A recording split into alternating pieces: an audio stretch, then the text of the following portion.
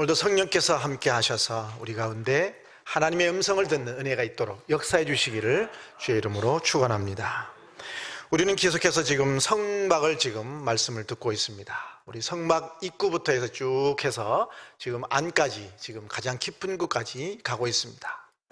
자, 보시면 성막 출입구를 통해서 들어갑니다. 출입구는 하나밖에 없습니다. 누구를 상징한다고요? 예수 그리스도를 상징합니다. 그래서 들어가서 번제단에서 죄를 속하고 물두멍에서 거룩하게 준비하고, 그리고 이제 정말 성막 안으로 들어가죠. 성막 안에는 성소와 지성소가 있습니다. 그래서 그 성막 안에 들어가면 성소가 있는데, 성소가 이렇게 있고 이 안에는 진설병상, 금촛대, 그리고 분향단이 이렇게 있습니다. 휘장이 입구에 하나 있고, 그 다음에 지성소 앞에 또 하나 있는데, 이 휘장이 바로 예수님이 십자가 돌아가실 때 찢어지면서 누구나 들어갈 수 있도록 열어놓으셨다 하는 겁니다. 그런데 이 안에가 이제 지성소입니다. 오늘은 이제 이 지성소로 들어가는 겁니다. 물론 성소도 굉장히 중요한 것이고 여기도 중요한데 더 중요한 것이 바로 지성소입니다. 여러분, 이 지성소는 아무나 들어가지 않습니다. 못 들어갑니다. 여기도 마찬가지, 여기는 제사장만 들어갑니다.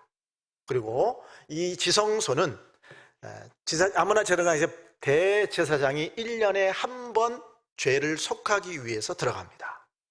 물론 모세는 그때그때마다 하나님의 부르심 받고 해서 모세는 지성소에 자주 들어들 수 있었지만, 일반적으로 대제사장만 한 번 들어가고 여기는 제사장이 돌아가면서 들어가서 저희 여러 가지 일들을 수행하게 되어 있습니다. 역시 여기도 제사장도 아무렇게나 갈 수 있는 것이 아니라 번제단의 죄를 속하고 거룩하게 준비되고 들어가야지, 그냥 들어갔다가는 죽는 거예요. 거룩하지 못하기 때문에 죽는 겁니다.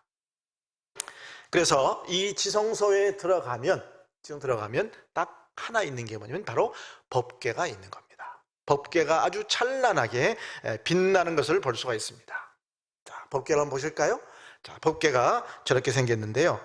성막에 여러 가지 많은 기구들이 있는데 그 중에 가장 먼저 만들어지는 것이 법궤라고 합니다. 그래서 법궤를 먼저 만들고 나머지 도구들을 만들었다고 합니다. 자, 법궤의 크기는 가로가 2규빗 반 있습니다. 우리로 보면 125cm, 한 1m 25 되겠죠? 세로와 높이가 같습니다. 1규빗 반인데 75cm로 되어 있습니다. 그래서 전반적으로 밑에 궤는 재질은 조각목으로 역시 조각목으로 만드는데, 조각목의 안쪽도 바깥쪽도 전부 다 금으로 쌓아 그랬습니다. 그래서 안에는 조각목이지만 안과 밖이 다 금으로 쌓기 때문에 그냥 보면 뭐처럼 보입니까? 금괴처럼 보이는 거예요. 완전 금이죠. 완전 금이에요. 그리고 금고리 넷을 만들라 이렇게 했고, 법궤를 나르는 이 채도 조각목으로 만들고 금으로 싸서 거기다 꿰어 놓으라 그래. 성경에 보니까 빼지 말고 꿰어 놓으라 그렇게 말씀합니다. 그 다음에 중요한 것이 뭐냐면, 성경에 보면 속죄소란 말이 나옵니다. 죄를 속하는 장소. 그게 어디냐? 바로 그것이 바로 이 화살표 있는 요 정가운데 이 부분입니다. 이게 속죄소라는 것입니다. 그래서 이 속죄소를 양쪽에 천사들이죠. 그룹이 이렇게 감싸고 있는데요. 양쪽에 날개 2개로 해서 이렇게 감싸고 있습니다. 성경에 보면 하나님께서 지성소 안 2그룹 사이에 좌정하신다라는 말이 나오는데, 바로 그 부분이 바로 이 법궤의 뚜껑의 정중앙을 말합니다. 정중앙 가운데를 말하는 거예요. 이 부분이 중요한 거예요. 바로 여기에서 하나님의 임재가 있는 거예요. 아까 말씀드린 것처럼 대속죄일, 날짜는 7월 14일을 얘기하는데요.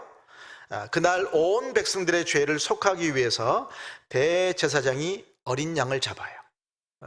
속죄 제물을 잡는 거죠. 모든 백성들을 위해 속죄 제물을 잡아서 그 동물의 피를 취해서 대제사장이 그 피를, 즉 대제사장인 아론이 그 피를 가지고 지성소 안에 들어와서 아까 말씀드린 그 법궤에 와서 이 속죄소, 정중앙 속죄소에다가 7번 뿌리는 거예요. 7번. 예. 7번 칠은 뭐예요? 완전수죠? 완벽하다는 거예요. 7번 뿌려서 모든 죄를 완벽하게 속한다는 거예요. 그래서 7번 여기다가 피를 바르는 일을 하게 됩니다. 그래서 모든 백성들의 죄를 속하는 일을 하는 거예요. 그래서 이 속죄소에다가 피를 바르는 이 행위가 매우 중요한데, 지금 법궤 안에는 하나님의 율법이 있습니다. 십계명이 있단 말이죠. 율법이 있는데 그거보다 율법을 보시지 않고 뭘 보겠다는 거예요? 어린 양의 피를 보겠다는 거예요. 그 피를 보고 백성들의 죄를 속하겠다는 뜻이 바로 속죄소의 피를 7번 바르는 거예요. 다시 말하면 오늘 어린 양을 통해서 거기에 속죄소에다가 피를 발라서 백성들의 죄를 속하는 것처럼 온 인류의 죄를 대신 지신 어린 양 대신 예수 그리스도, 우리의 죄를 속하기 위해서 친히 대속 제물이 되신 예수 그리스도의 희생의 피를 통해서 우리 모두가 다 구원받는다, 그 말입니다. 그래서 법궤는 바로 예수 그리스도를 상징하는 거예요. 어린 양 대신 예수 그리스도의 피를 통해서 우리가 구원받는 거예요. 그래서 구약에서 이 법궤를 본 사람은 바로 하나님을 본 것이다 라고 말합니다. 마찬가지로 신약에서 예수님을 본 사람은 하나님을 본 것이다 라고 말하죠. 또 구약에서 중보자 법궤를 통해서 하나님의 말씀을 듣고 하나님의 음성을 듣는 것처럼 신약의 중보자 예수님, 중보자, 하나님과 우리 사이의 중보자로 예수님이 쓰임받은 것처럼 똑같은, 법궤랑 예수님이 같은 것으로 얘기하고 있는 것이죠. 그리고 법궤 안에 알다시피 3가지가 있죠. 만나를 담은 항아리, 그리고 아론의 쌍난 지팡이, 그리고 십계명이 들어있습니다. 이스라엘 백성들은 그들의 역사를 보면 항상 성막 중심이었습니다. 성막 중심이었어요. 그래서 성막을 중심으로 한 역사였고, 성막 그 중심에는 하나님의 법궤가 있었습니다. 그래서 이 법궤를 통해서 하나님은 이스라엘 백성들을 인도하셨고, 거기서 이스라엘 백성들을 만나 주셨고, 그리고 이 법궤를 통해서 하나님이 그들에게 어떻게 할 것인가 말씀을 해주셨습니다. 하나님의 말씀을 여기서 해주셨다는 거예요. 오늘 본문의 마지막 절 말씀이에요. 같이 봅니다. 시작. 거기서 내가 너와 만나고 속죄소 위 곧 증거궤 위에 있는 두 그룹 사이에서 내가 이스라엘 자손을 위하여 내게 명령할 모든 일을 내게 이르리라. 아멘. 바로 이 속죄소 법궤에서 하나님께서 그들을 만나 주시고, 그리고 그들에게 어떤 삶을 살 것인가, 어떻게 살아야 하나님의 백성답게 살 것인가를 말씀해 주는, 이르리라 말씀해 주는 장소가 바로 이 법궤라는 거예요. 그게 매우 중요한 것이죠. 이스라엘 백성들이 출애굽합니다. 출애굽해서 시내산 내려올 때까지는 구름 기둥 불 기둥으로 그들을 인도하십니다. 구름 기둥 불 기둥이 앞에 가면서 그들을 인도했어요. 그래서 시내산에 내려와서는 시내산에서 모세가 하나님 앞에 올라가서 십계명을 받고, 그리고 성막을 짓는 방법을 듣죠. 그래서 하나님의 지시를 받아서 성막을 다 짓는 방법을 만들어서 그대로 가르치신 대로 성막을 만들어요. 그런데 광야 40년 동안 지내면서 매 순간순간마다 성막을 치면서 살았거든요. 그래서 가장 먼저 항상 광야를 가면서 성막을 먼저 칩니다. 성막을 치고 성막 안에 기구들을 들여놓고 해서 성막을 먼저 가운데 세워요. 그리고는 입구에는 모세와 아론 지파가 거기에 텐트를 치고, 그리고 나머지 3면에다가 레위 자손 세 지파가 먼저 둘레에서 치게 됩니다. 그리고는 나머지 동서남북으로 이제 12지파가 돌아가면서 세 지파씩 4개도 서게 되는 거예요. 중요한 것은 뭐냐면 각 12지파 모든 텐트가 다 입구가 어디로 되어 있을까요? 입구가 어디로 되어 있을까요? 성막으로 되어 있습니다. 그러니까 입구가 다른 데를 보지 않고 입구가 다 성막 가운데를 보도록 그렇게 천막을 치도록 되어 있습니다. 다시 말하면 어디에 가든지 살든지 어떤 상황 속에서든지 항상 뭘 보는 거예요? 성막을 보도록, 하나님을 보도록 하기 위해서 한가운데 성막을 만들고 입구도 성막을 보도록 그렇게 만들어져 있습니다. 이거 하나님 방식이에요. 그렇게 하라고 말씀하셨던 겁니다. 그래서 그들은 어디를 가다가 머물 때에는 항상 가운데 성막을 중심으로, 그들의 삶의 중심의 성막이고 법궤였단 말이죠. 하나님 중심이에요. 하나님이 우리 가운데 중심에 계시된다. 그리고 이동을 하지 않습니까? 머물다가 이동을 하게 돼요. 이동을 할 때도, 이동을 하게 되면 제일 역시 앞에 언약궤, 법궤를 제일 앞에 세우게 되어 있습니다. 앞궤가 제일 앞에 언약궤가 있죠. 그리고 이제 하나님이 지신 대로 12지파가 순서대로 쭉 가게 되어 있습니다. 그래서 제일 앞에 법궤가 제일 앞에 가는 거예요. 그럼 뭘 말합니까? 하나님이 그들 앞에 가시는 거예요. 우리가 앞에 가는 것이 아니라 하나님이 제일 앞에 가시더라고요. 그게 이스라엘 사람들의 사는 삶의 방식이고 하나님이 그렇게 하라고 말씀하셨던 겁니다. 그래서 그들은 광야 생활 40년 동안 그렇게 살았어요. 성막 중심으로 살다가 하나님을 앞에 세우고 또 길을 가고 또 멈추면 또 성막을 중심에 세우고 텐트를 치고 그렇게 해서 40년을 살았어요. 어떤 학자는 말하기를 텐트를 친 곳, 장막을 친 것이 한 41번 된다라고 그렇게 연구를 했습니다. 그렇게 광야 생활을 지내다가 이제 광야 생활을 마무리하고 가나안 땅에 들어가죠. 요단강을 건너서 가나안 땅에 들어갑니다. 가나안 땅에 들어가서 제일 첫 번째 거기서 성막을 친 곳, 그 장소로 역사적으로 지금 고증된 것이 바로 실로라는 곳입니다. 실로라는 곳입니다. 자, 오늘 여호수아 18장 1절 말씀 보시면 그게 나옵니다. 이스라엘 자손의 온 회중이 실로에 모여서 거기에 회막을 세웠으며 그 땅은 그들 앞에서 돌아와 정복되었더라. 실로에 실제로 성막의 크기와 같은 장소가 유적으로 발견되어 있습니다. 그래서 이 사이즈가 성막 크기 사이즈와 똑같다는 거죠. 그래서 지금 거기가 성막의 터로 되어 있습니다. 여러분, 실로에 성막이 있었다. 그러면 결국은 법궤도 있었다는 얘기지 않습니까? 결국은 그 당시에는 실로가 이스라엘의 중심지인 거죠. 왜? 여기에 성막이 있고 여기에 법궤가 있었기 때문에 온 이스라엘은 실로를 중심으로 모든 삶이 이루어졌습니다. 근데 놀라운 것은 바로 이 실로에 어떤 제사장이 있었는가? 엘리 제사장이 바로 이 실로에 있었다는 거죠. 여러분 엘리 제사장 아시죠? 엘리 제사장, 하나님 앞에서 온전히 서지 못했던, 부족했던 제사장이에요. 그 엘리 제사장 시대에 실로가 바로 여기에 법궤가 있었고 성막이 있었는데 바로 그때 누가 등장합니까? 한나가 나오죠. 한나가 이 실로에 있는 성막에서 자녀가 없어서 하나님 앞에 눈물로 기도하다가 누구를 얻어요? 사무엘을 얻게 되죠. 사무엘이 바로 이 실로에 있는 성막에서 자라게 됩니다. 그래서 지금도 보시는 실로 거기 성막터 거기에 한나가 여기서 기도하면서 자녀를 얻었잖아요. 그래서 유대 여인들이 이 실로에 많이 왔다가 온답니다. 자주 와서 무슨 기도도 하고 그렇게 한다고 합니다. 자, 실로에 성막이 있었고 법궤가 있었습니다. 이제 법궤가 어떻게 이동하는지를 성경을 통해서 보려고 하는데요. 이스라엘과 블레셋은 잦은 전쟁을 있었습니다. 블레셋이 꼭 늘 쳐들어왔어요. 이 블레셋과 전쟁이 자주 있었습니다. 이스라엘과 블레셋과 전쟁하는 동안에 전쟁을 통해다 하다가 이스라엘이 패하게 됩니다. 패하게 되면서 블레셋이 하나님의 법궤를 훔쳐가요. 하나님 법궤를 가져가요.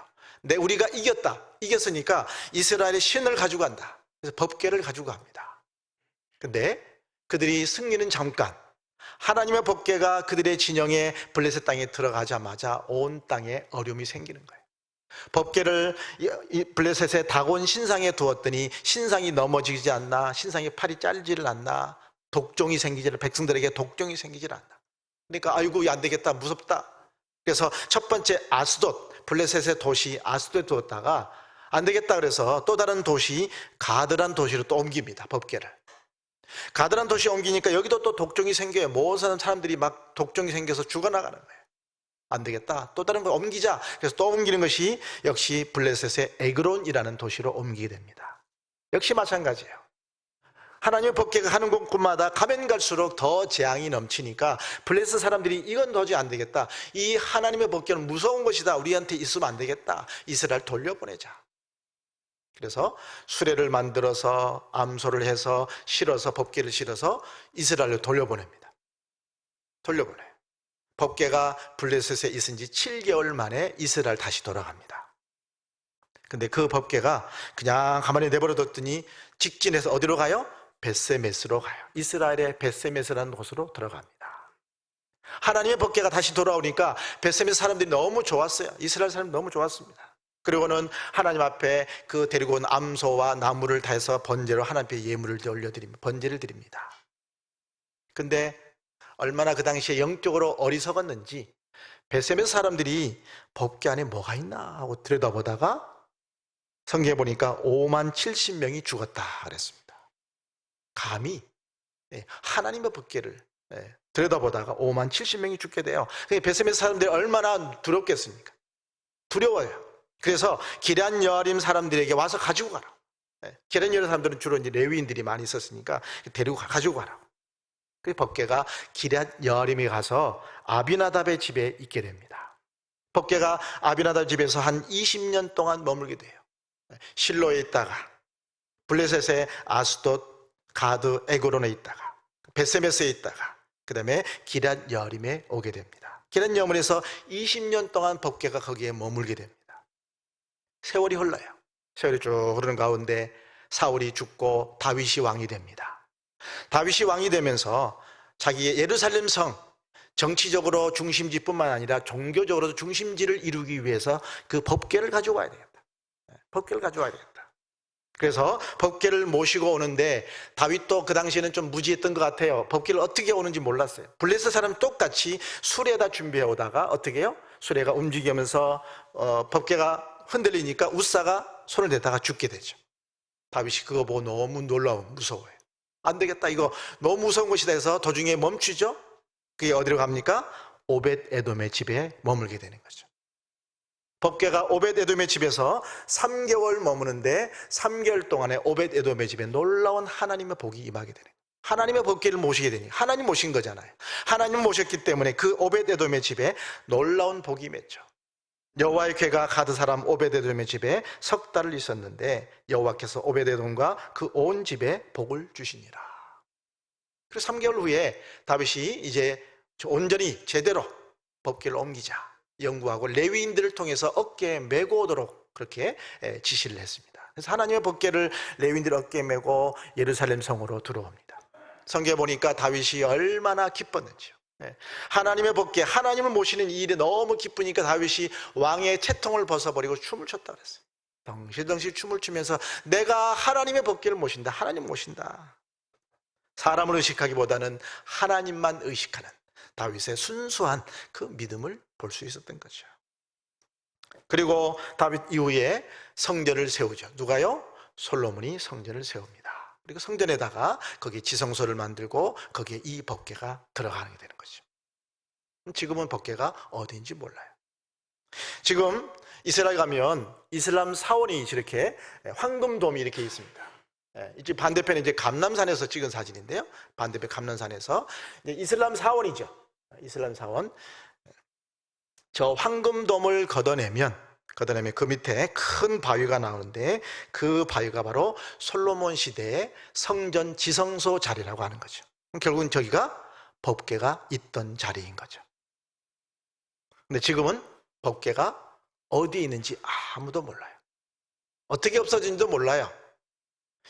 여러 학자들이 얘기합니다. 솔로몬의 아들 르호보암 5년에 이집트 왕 시삭이 쳐들어와서 여호와의 전에 보물을 훔쳐갈 때 법궤도 훔쳐갔다라고 말하기도 하고, 또 이스라엘 백성들이 멸망할 때 바벨론의 포로로 끌려갈 때에 그때 성전 다 무너지면서 그때 법궤도 사라졌다라고 말하기도 합니다.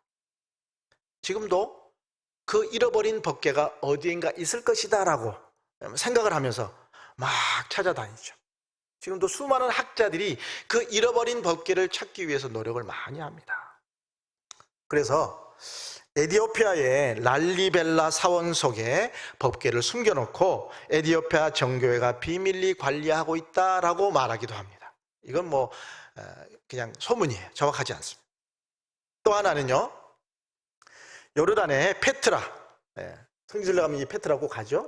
저도 가봤는데 이 안에가 어마어마하게 깊어요. 안쪽에 이 페트라 속에다가 깊이 숨겨두었다라고 얘기하기도 합니다. 그래서 이 페트라, 이거를 근거로 해서 영화가 만들어졌죠. 아시죠? 인디아나 존스. 인디아나존스 1편. 레이더스라는 건데 소주제가 잃어버린 법궤를 찾아서 이렇게 영화가 만들어졌죠. 그래서 실제로 막 법궤를 들고 나가는 이런 재앙, 나중에 재앙이 일어나죠. 성경에 보면 법궤에 대한 최후의 기록이 나오는데요. 예레미야 3장 16절에 바로 법궤에 대한 최후의 말씀이 나옵니다. 여호와의 말씀이니라. 너희가 이 땅에서 번성하여 많아질 때는 사람들이 여호와의 언약궤를 다시는 말하지 아니할 것이요 생각하지 아니할 것이요 기억하지 아니할 것이요 찾지 아니할 것이요 다시는 만들지 아니할 것이다. 여러분, 지금도 법궤가 혹시 남아있다면 어떻게 될까요? 남아있다면 엄청나게 사람들이 찾아가는 관광지가 될 수도 있지만 또 한편으로는 뭐가 될까? 이게 우상이 되는 거죠. 하나님의 법궤니까, 하나님의 임재를 상징하는 거니까 이 완전히 이건 우상이 되는 거예요. 여기에 다 경배하고 숭배하고 이런 것이 될 거예요. 하나님이 그래서 다 안 보이게 어디 치워버리신 거죠. 어디냐 아무도 몰라요. 여러분, 중요한 것은 이스라엘 백성들의 삶입니다. 이스라엘 백성들은 철저하게 성막 중심, 법궤 중심의 삶을 살았다는 얘기입니다. 왜냐하면 그 법궤는 말씀드린 것처럼 거기에 하나님이 임재하셔서 하나님이 백성들을 만나주시고 하나님이 우리에게 어떻게 살 것인지를 말씀해 주시는 장소가 바로 법궤이기 때문에 항상 그들은 성막 중심을 살았어요. 때로는 그 성막 법궤가 그들의 앞에 가셔서 그들의 길을 열어주시고 인도해 주셨단 말이죠. 그 200만 명에 되는 사람들이 그 광야를 지나는데 먹을 곳 찾는 것도 이 보통 일이지 않습니까? 200만 명이 앉아야 될 그 넓은 평양을 찾아야 되는데 어떻게 찾아요? 법궤가 제일 앞에 가면서 길을 열어주신 거예요. 실제로 성경에 그렇게 말씀들이 있단 말이죠. 민수기 10장 33절 그들이 여호와의 산에서 떠나 3일길을 갈 때에 여호와의 언약궤가 그 3일길에 앞서가며 그들의 쉴 곳을 찾았다. 그들이 머물 곳을 법궤가 제일 앞에 가면서 길을 인도했다는 거예요. 여호수아 3장 3절 같이 봅니다. 백성에게 명령하이르되 너희는 레위 사람 제사장들이 너희 하나님 여호와의 언약궤 매는 것을 보거든 너희가 있는 곳을 떠나 그 뒤를 따르라. 언약궤를 앞에 세우고 뒤를 따라가면 하나님이 길을 열어주시겠다는 거죠. 그 길이 어디든지, 광야 어떻게 갑니까? 길도 모르는데 하나님이 언약궤를 앞에 세우니까 그 길을 찾아갈 수 있었다는 얘기예요. 여러분, 우리도 인생의 광야길을 지금 가고 있습니다. 여러분의 길을 여러분이 인도할 것이 아니라 내가 인도할 것이 아니라 법궤가 하나님이 여러분의 길을 인도하시도록 내어드리는 여러분 되시기를 주의 이름으로 축원합니다. 여러분, 나 중심이 아니라 하나님 중심이 되어야 됩니다. 법궤 중심, 하나님 중심이 되어야 돼요. 그래야 하나님이 여러분 앞에 가셔서 여러분의 길을 열어주시는 겁니다. 근데 우리는 종종 하나님을 잊어버릴 때가 있습니다. 솔직히 살다 보면 직장 생활하고 이것저것 하다 보면 교회, 신앙생활, 하나님 잊어버릴 때가 있습니다. 바쁘게 막 직장 생활 이거 막 하다 보면 또 이것저것 하다 보면 하나님을 잊어버릴 때가 있어요. 뭐 우선순위에 밀리는 거죠. 하나님을 생각하지 않고 그냥 살아갑니다. 오늘 법궤 중심 삶을 살았던 이스라엘 사람들, 하나님 중심의 삶을 살았던 사람들처럼 특별히 이번 한 주간 동안 순간순간 하나님을 한번 생각해 보십시다. 순간순간 하나님을 생각해 보자고요. 매일매일 하나님을 생각하고 하나님 생각나면 하나님 감사합니다. 한번 속으로 외쳐보는 거죠. 나를 구원하시고 하나님의 자녀 삼아주셔서 감사합니다. 한번 외쳐보는 거죠. 순간순간 이번 한 주간 동안 생각날 때마다 하나님을 일부러 의식해서 하나님을 생각해 보는 거죠. 바로 그게 하나님 중심의 삶인데요. 하나님 중심의 삶을 사는 것은 어떤 삶일까? 말씀을 준비해서 한번 생각해 봤어요? 뭐 저희가 더 있을 수 있겠지만 말씀드린 것처럼 매일 매 순간 순간적으로 늘 하나님을 의식하며 하나님을 생각하는 거죠. 걸어가면서 생각하고 일하면서도 순간순간 하나님 생각해 보는 거죠. 또 하나님 앞에 감사의 고백을 하는 거죠. 하나님, 저희가 이렇게 살 수 있도록 은혜 주셔서 감사합니다. 부족한데 직장생활 할 수 있도록 해주셔서 감사합니다. 뭐 이러저런 감사, 하나님 앞에 감사의 외침. 가정 예배를 드리면서 하나님을 높여드리고 하나님을 찬송하는 거죠. 성경을 가까이 하면서 말씀을 읽으면서 하나님을 생각하라는 겁니다. 기도하면서 하나님과 대화하고 또 공적인 주일 낮 예배 외에도 또 다른 예배에 나오셔서 그 예배 가운데 임재하시는 하나님을 만나는 거죠. 그리고 다윗처럼 하나님께 묻는 거예요. 뭘 할 때마다 하나님, 제가 이거 할까 하는데 어떻게 하면 좋겠습니까? 저에게 지혜를 주십시오. 하나님께 묻는 거예요.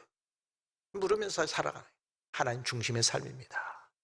특히 요즘 보니까 잘 안 하고 있는 게, 의외로 잘 안 되고 있는 게, 식사기도 잘 안 하시더라고요. 식사기도 잘 안 하더라고요. 하더라도 했는지 안 했는지 모를 정도로 해버리고, 식사기도 하면서 하나님을 생각하십시다.